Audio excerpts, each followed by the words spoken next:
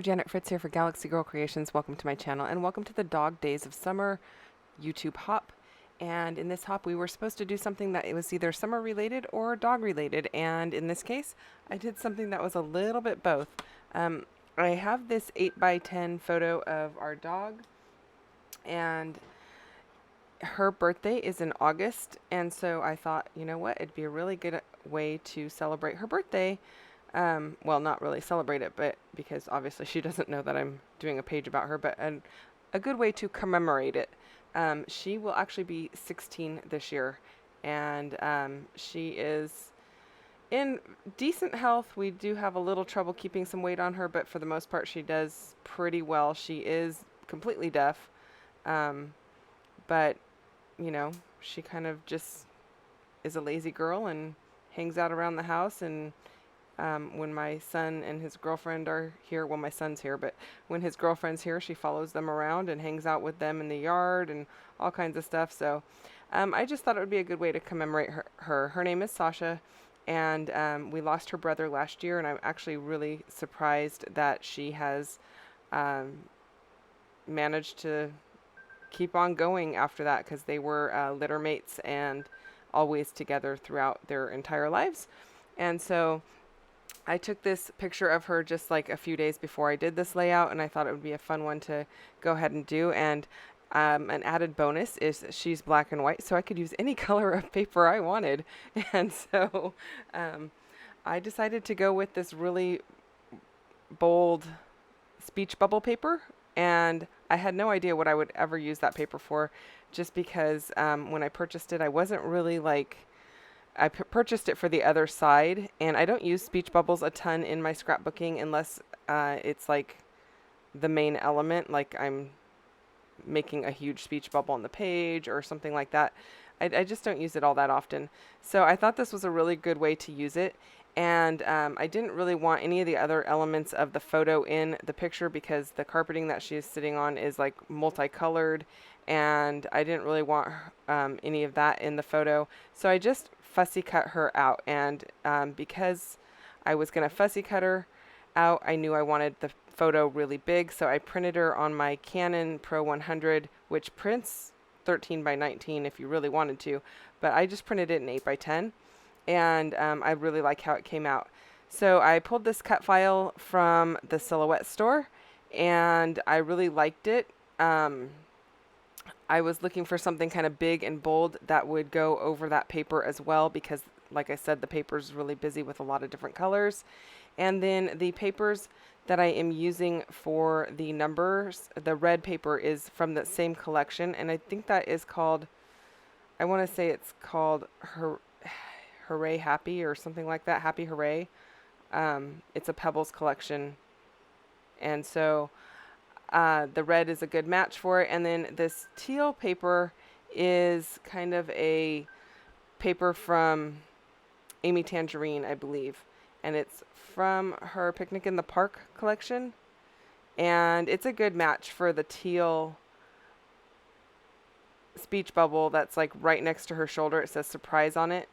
My other option was the blue, but I didn't have enough of the blue without cutting into a whole nother piece, and I just had this smaller piece of the teal, so I went with that. And I really actually do like teal and red together, so I thought that worked well. And this is another reason that I like the cut file, because I really like how that T loops around the 6, and I just thought it was perfect. It also had that crown piece that's in the upper right hand corner of the page, but I don't end up using that.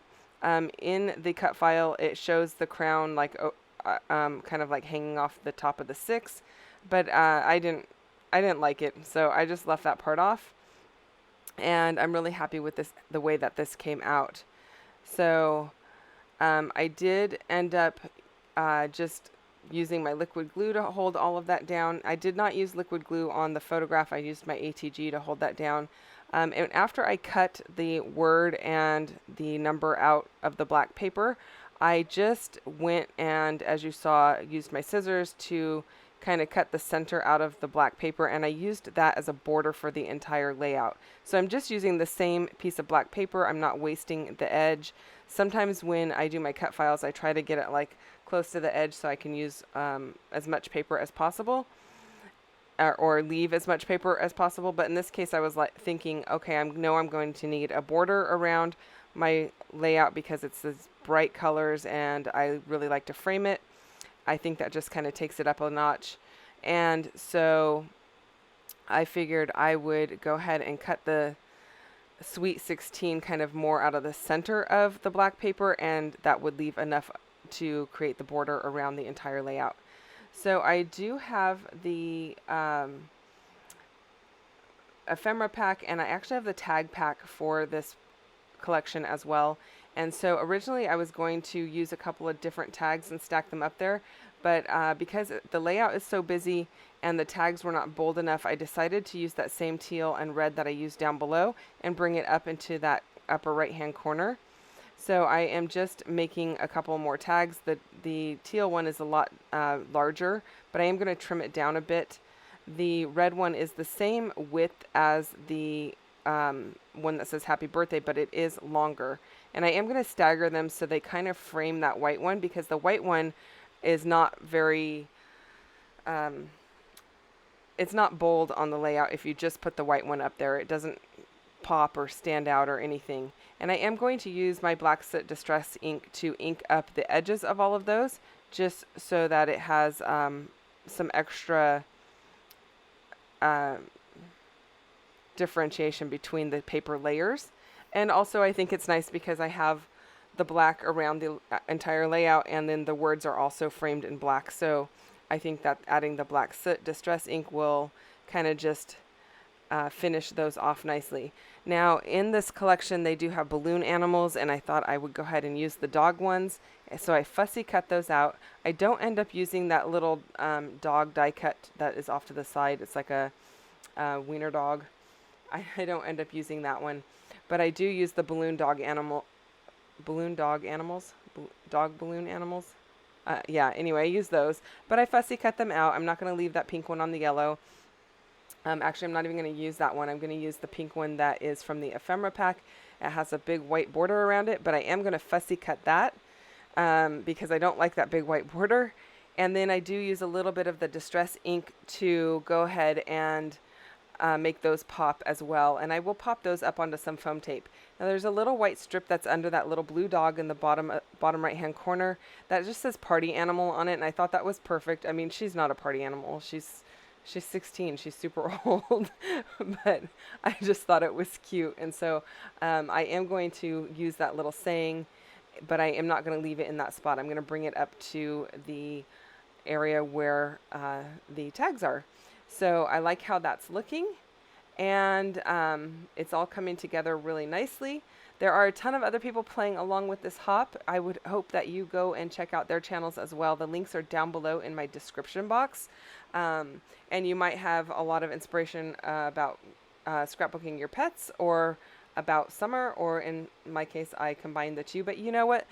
This doesn't have to be just about a pet. I have done layouts like this about my kids, where the background is not of any interest, or it's just like a boring background or whatever, and I fussy cut them out. I print large, fussy cut them out, and then it's just kind of like this big bold photo of my child with just a few added elements. You don't have to do a ton of embellishing when you have a really large photo, because it does a lot of the work for you, especially when you have a lot of different things going on in your background paper. So yeah, so this technique doesn't have to be done just with a dog photo. I could have put my kid's photo there and had it say Sweet 16, although neither of my kids are 16 anymore, but you get the idea. So yeah, don't shy away from checking out the other channels because you think it's going to be just a dog or whatever. You can always translate those things into different layouts. So I am adding some large, I'm actually using the middle size of these enamel dots in black, and these are a matte black from Gina Marie Designs, I believe. So you can check out her website. She has a great deals on enamel dots. They're like I want to say $2.25 or $2.50 a pack, and that you get that whole sheet for that much. I think it's a lot less expensive than a lot of the designer name brand ones. And I actually really like these matte ones a lot. So go and check her out. And that's pretty much going to do it for this layout. I'm just going to use my tweezers to make sure I get everything situated where I want it.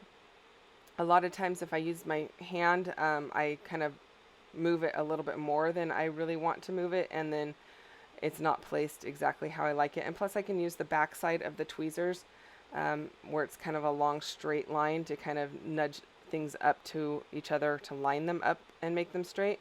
And then I'm just trying to figure out where to put these ones off to the left hand side. I didn't want them lined up horizontally because it looked like she left pellet droppings. And so I end up putting it under her leg right there. And I like that a lot better. But, you know, I kind of liked them lined up straight along the side as well. So anyway, I hope that you have enjoyed this video. Again, check out everyone else that is playing along. Thank you so much for watching and spending time with me today. I hope to see you guys again very soon. And I will talk to you then. If you have questions or comments, leave them down below and I will get back to you as quickly as I can. Thanks so much. Bye-bye.